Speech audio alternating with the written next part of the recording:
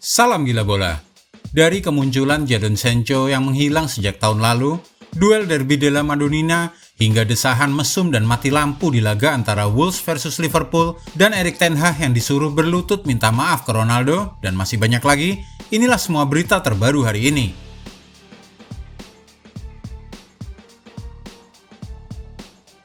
Hilang sejak Oktober 2022, Jadon Sancho kembali berlatih di Manchester United. Jadon Sancho akhirnya muncul kembali ke tim utama Manchester United setelah hilang sejak Oktober 2022. Pemain 22 tahun tersebut untuk pertama kalinya muncul pada sesi latihan United pada awal pekan ini. Jadon Sancho tidak sedang cedera, namun tidak masuk dalam daftar pemain Manchester United beberapa laga terakhir.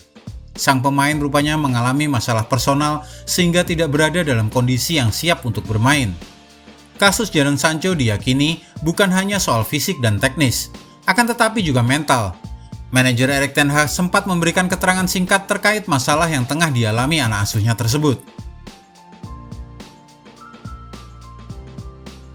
Kai Havertz di tangan Graham Potter, dari playmaker jadi target man. Bukti kehebatan Graham Potter dari segi taktik memang belum bisa membawa Chelsea melaju di ajang Liga Inggris. Namun ia berhasil membantu Kai Havertz berevolusi sebagai pemain yang lebih baik. Kai Havertz sejak awal dikenal sebagai seorang gelandang serang. Awalnya, ia adalah seorang playmaker, namun kemudian perlahan berubah setahun belakangan. Pemain Jerman ini mulai dipercaya menjadi penyerang tengah saat diasuh oleh Thomas Tuchel. Kai Havertz dimainkan sebagai penyerang tengah karena tak ada pemain yang bisa mengisi posisi tersebut di skuad Chelsea. Kini kemampuan Havertz bermain di posisi nomor 9 ternyata diakui secara tidak langsung oleh Graham Potter. Peran awalnya dari seorang playmaker, kini mulai bergeser jadi seorang target man. Menariknya, pemain berusia 23 tahun ini justru lebih banyak menciptakan gol ketika dipasangkan sebagai penyerang tengah. Dari 6 gol yang dicetaknya di musim ini, 5 diantaranya dicetak saat bermain sebagai penyerang tengah. Laga AC Milan versus Inter Milan di Piala Super Italia 2022. Pertarungan antara AC Milan melawan Inter Milan di Piala Super Italia 2022 diprediksi akan berjalan sengit. Pertandingan ini akan berlangsung di luar Italia. Kedua tim akan memainkan laga tersebut di King Fahd Stadium, Arab Saudi pada Kamis 19 Januari 2023 pukul 02.00 waktu Indonesia bagian Barat. Inter harus benar-benar fokus menjaga sisi kanan mereka karena akan menjadi area bermain dua pemain mematikan milik Milan. Sementara sisi kanan pertahanan Inter yang dijaga oleh Matteo Darmian dan Milan Skriniar telah terbukti ampuh melumat Napoli dengan skor 1-0. Area tengah juga akan jadi kunci permainan bagi kedua tim, terutama Milan. Rossoneri punya dua gelandang jangkar yang sangat mumpuni, yaitu Ismail Bennacer dan Sandro Tonali. Serangan balik menjadi hal yang sangat penting ketika menyerang tim-tim dengan kualitas pertahanan yang sangat baik. Namun dibandingkan Inter, AC Milan jelas jauh lebih berbahaya jika berbicara soal serangan balik. Kecepatan dari Leao, Theo, dan kemampuan Olivier Giroud akan jadi ancaman bagi Inter Milan. Daftar tim yang lolos perempat final Coppa Italia 2022-2023. Cremonese menjadi tim terbaru yang melaju ke babak 8 besar Coppa Italia musim ini. Cremonese menyingkirkan Napoli untuk ke perempat final Coppa Italia setelah menang dengan skor 5-4 atas Partenopei melalui adu penalti. Dan berikut tim-tim yang telah berhasil memastikan lolos ke babak perempat final Coppa Italia musim ini. Pertama Inter Milan, Torino, Fiorentina, AS Roma, dan kini Cremonese. Roberto Firmino sepakati kontrak baru 2 tahun dari Liverpool. Roberto Firmino sudah berubah pikiran. Penyerang berusia 30 tahun ini akhirnya memutuskan untuk tetap bertahan di Liverpool. Sodoran kontrak baru dari Liverpool hanya berdurasi pendek. Firmino hanya akan ditawarkan kontrak selama 2 tahun. Dengan begitu, kontraknya yang akan diperpanjang pada 2023 ini akan habis pada 2025. Walaupun singkat, Firmino ternyata tidak mempermasalahkan hal tersebut. Tidak ada kendala sejauh ini bagi kedua belah pihak untuk mencapai kesepakatan. Alejandro Garnacho minta gaji 10 kali lipat, tetapi Manchester United hanya tawarkan kurang dari separuhnya. Negosiasi kontrak baru antara Alejandro Garnacho dan Manchester United masih belum menemui titik temu. Garnacho ingin bertahan di United, akan tetapi tawaran gaji yang disodorkan belum dipenuhi kubu setan merah. Saat ini, Garnacho menerima 5.000 pounds per pekan atau sekitar 93 juta rupiah. Jumlah itu sama dengan yang didapat para pemain muda akademi lain seperti Anthony Elanga dan Teden Mengi.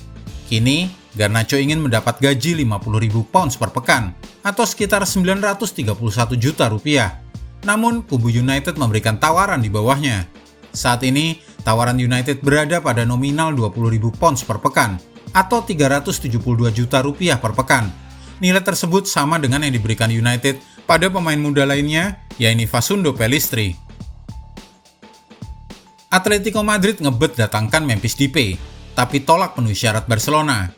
Pemain Barca Memphis Depay mendadak jadi buruan utama Atletico di bursa transfer musim dingin 2023. Pemain berusia 28 tahun itu dianggap jadi solusi yang tepat usai Atletico meminjamkan Joao Felix ke Chelsea. Namun, Blaugrana tidak ingin melepas pemainnya itu tanpa mendapatkan sepeser pun uang ataupun dibarter dengan pemain lain. Tapi Atletico tidak memperdulikan syarat dari Barcelona. Los Rojiblancos ingin segera transfer Depay rampung.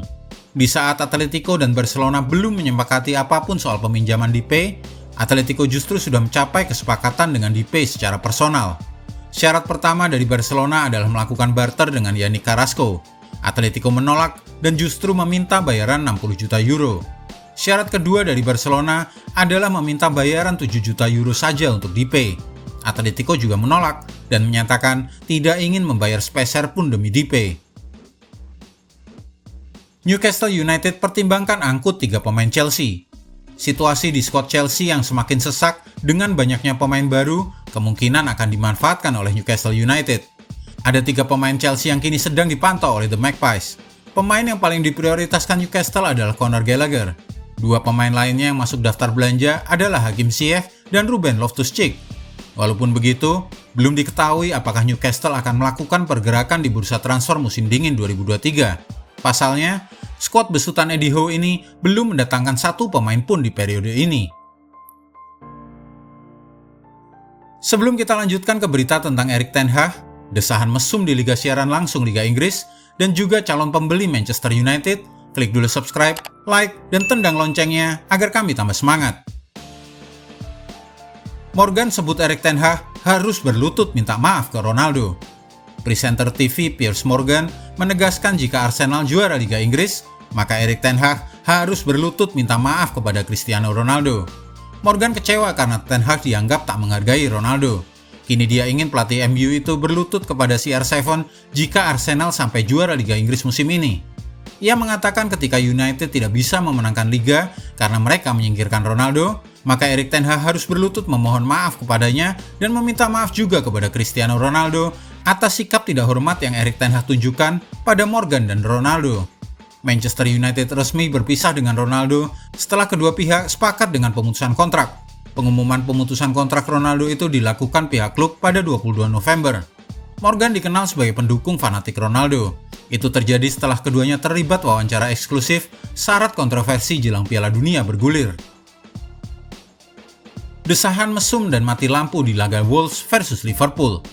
Laga babak ketiga Piala FA antara Wolves dan Liverpool mengemuka di media sosial, bukan lantaran pertandingan, melainkan kemunculan suara desahan yang diasosiasikan dengan hal berbau pornografi. Seorang YouTuber bernama Daniel Jarvis mengaku sebagai orang yang merencanakan kemunculan suara desahan dalam siaran langsung Piala FA antara Wolves versus Liverpool. Jarvis pun mengaku sebagai dalang sabotase di studio BBC yang merupakan pemegang hak siar Piala FA. Jarvis adalah sosok yang dikenal iseng dan pernah pula menyusup ke lapangan sepak bola. Bahkan lantaran masuk ke dalam sebuah pertandingan kriket di Inggris pada 2021, Jarvis pernah dinyatakan melakukan tindakan kriminal. Jarvis pun berencana memberi penjelasan lebih lanjut mengenai ulah iseng tersebut di media sosialnya. Sementara, belum dipastikan tindakan hukum terhadap Jarvis setelah melakukan sabotase tersebut. Dikutip dari Daily Mail, Gary Lineker yang merupakan pengamat dalam siaran langsung Wolves versus Liverpool menemukan telepon seluler yang diduga sebagai sumber suara desahan tersebut. Lineker pun mengunggah foto tersebut ke media sosial. Laga Wolves versus Liverpool tak hanya diramaikan suara desahan, tetapi juga ada insiden mati lampu yang membuat VAR tidak bisa menyala dalam 16 menit pertama. Liverpool menang 1-0 atas Wolves pada pertandingan itu berkat gol dari Harvey Elliott. Perkenalkan calon pemilik baru Manchester United, Sir Jim Ratcliffe. Pemilik Ineos, Sir Jim Ratcliffe, telah resmi memasuki proses untuk membeli Manchester United saat keluarga Glazer ingin menjual klub. Sir Jim Ratcliffe sudah lama dikaitkan dengan minat untuk membeli klub, dan dengan keluarga Glazers mengkonfirmasi pada November tahun lalu bahwa penjualan dimungkinkan, pemilik Ineos itu kini siap bersaing. Tapi siapa sebenarnya Sir Jim Ratcliffe ini? Ratcliffe lahir di Greater Manchester dan memiliki silsilah dalam kepemilikan tim olahraga. Ada di urutan ke-27 dalam daftar orang kaya Sunday Times 2022 dengan kekayaan bersih lebih dari 6 miliar pound sterling. Dia adalah pendiri dan CEO perusahaan bahan kimia Ineos yang mensponsori tim Mercedes-AMG Formula One dan memiliki tim olahraga sepeda Ineos Grenadiers. Ia juga pemilik Nice, sebuah tim Ligue 1, dan berusaha membeli Chelsea pada 2022 saat klub tersebut dijual oleh Roman Abramovich. Sementara Ratcliffe adalah orang pertama yang secara terbuka menyatakan ketertarikannya untuk membeli United. Tawaran juga kemungkinan akan datang dari Amerika Serikat, Timur Tengah, dan Asia. Batas waktu pertengahan Februari sudah ditetapkan bagi mereka yang ingin mengajukan proposal secara formal untuk membeli klub asal Manchester itu.